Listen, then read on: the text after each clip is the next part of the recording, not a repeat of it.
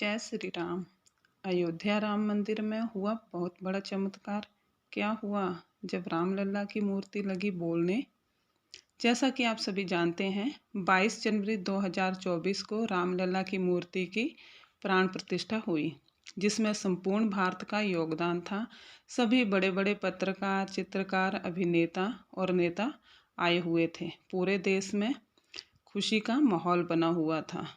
परंतु दोस्तों, आज सुबह जो घटना घटी तो सभी ये सोचने लगे कि ये कैसे संभव है। दोस्तों, आज सुबह जब मंदिर के पुजारी पूजा की तैयारी करने में लगे हुए थे, सुबह 6 बजे जब आरती का समय हुआ तो सभी आरती में एकत्रित हुए। उस समय जब आरती शुरू हुई तो रामलला की मूर्ति बोलने लगी और रामलला ने अपने पलकें झपकी, जिसे देखकर वहाँ सभी मौजूद सभी भक्त और पुजारी चौंक गए और ये सवेरे पल भर में ही पूरे भारत में खबर फैल गई। अब सवाल ये आता है कि आखिर ये सब क्या हुआ और कैसे हुआ।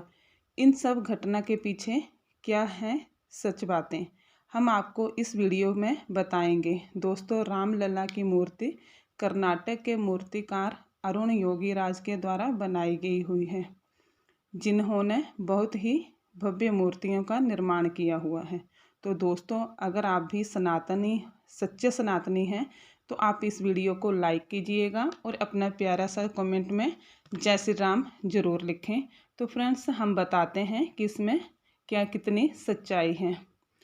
तो फ्रेंड्स, राम मंदिर में प्राण प्रतिष्ठा के बाद रामलला की मूर्ति का स्वरूप ही बदल गया। रामलला की मूर्ति गढ़ने वाले अरुण योगीराज ने बताया कि जब उन्होंने प्राण प्रतिष्ठा के बाद रामलला के दर्शन किए तो वे मंत्रमुग्ध रह गए। उन्हें भरोसा ही नहीं हुआ कि रामलला की ये वही मूर्ति है जिसे उन्होंने गढ़ा है। प्राण प्रतिष्ठा से पहले वे 10 दिनों तक अयोध्या में रहे। उन्होंने कहा कि गर्भगृह में प्राण प्रतिष्ठा के बाद रामलला के विग्रह के भाव ही बदल गए। उनकी आंखें जो हैं वो जीवंत हो गईं, उनके होंठों पर बाल सुलभ मुस्कान आ गई। प्राण प्रतिष्ठा के बाद उनके विग्रह में देवत्व के भाव आ गए।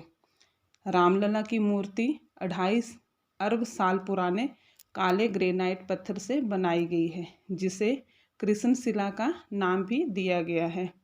इसे कर्नाटक के जयपुरा होबली गांव से अयोध्या लाया गया है। इस पत्थर की खासियत ये है कि इस पर मौसम और पानी का असर बिल्कुल भी नहीं होता। अगर विग्रह पर दूध या पानी से अभिषेक किया जाएगा तो भी कृष्णलला की मूर्ति पर कोई असर नहीं होगा। कृष्णशिला पानी नहीं सोखेगी। अरुण योगीराज को इस 51 इंच की रामलला की मूर्ति को बनाने में 7 महीने लगे। उन्हें रामलला की खासियत बताते हुए दायित्व सौंपा गया था। 5 साल के बच्चे की छवि गढ़ने के लिए उन्हें काफ़ी रिसर्च करना पड़ा। शिल्प शास्त्र की कई किताबें भी पढ़ी उन्होंने। मुस्कान और हाव भाव समझने के लिए स्कूलों में जाकर बच्चों से भी मिले। कई स्केच भी बनाए।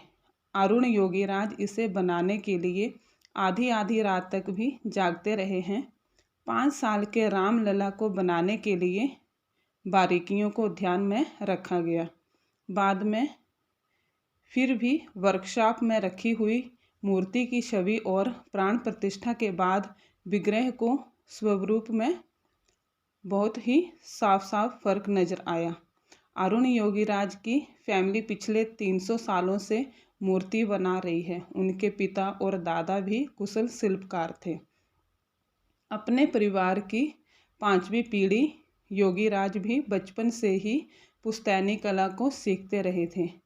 MBA करने के बाद उन्होंने एक प्राइवेट कंपनी में नौकरी की। 2008 में वे मूर्ति कला और शिल्पकारी के पैतृक पेशे में लौट गए। अरुण का नाम पहली बार सुर्खियों में तब आया जब PM मोदी ने केदारनाथ में आदि गुरु शंकराचार्य की 12 फुट ऊंची प्रतिमा का अनावरण किया। उन्होंने नेताजी सुभाष चंद्र बोस की 125वीं जयंती पर दिल्ली के इंडिया गेट पर लगाई गई प्रतिमा को बनाया था। एक इंटरव्यू में अरुण योगीराज ने यह भी बताया कि मूर्ति बनाने का उनका सौभाग्य था। शायद भगवान राम यही चाहते थे कि विग्रह उनके हाथों से ही बने। बनाने के दौरान उन्हें कई अनुभव भी हुआ। ईश्वर खुद यही चाहते हैं कि इस काम को अरुण योगीराज ही करें। वो कह रहे थे कि कोई शक्ति है जो उनमें ये कह रही है कि इस मूर्ति को इस तरह से बनवाओ और इस तरह से बनाओ।